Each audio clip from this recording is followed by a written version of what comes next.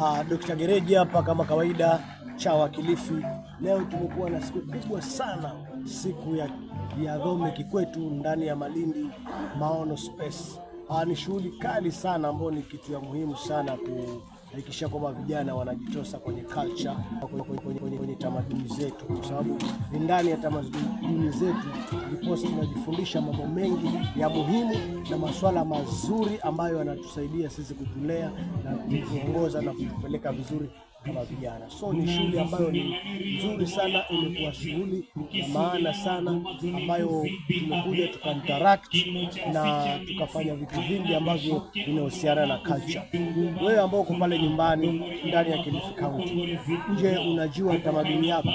Je, unajua ulitoka wapi? Unajua ulipo na unakoenda? Je, tamaduni yako inasemaje kuhusiana na maisha hivi sasa ambavyo yalivyo? Hiyo ndio ambayo ni changamoto ambayo nawapatia vijana watu wa Kilifi. Kila mtu ajielewe yeye ni nani culture ama kitamaduni, ili aweze kukuza kitamaduni chake. Asante.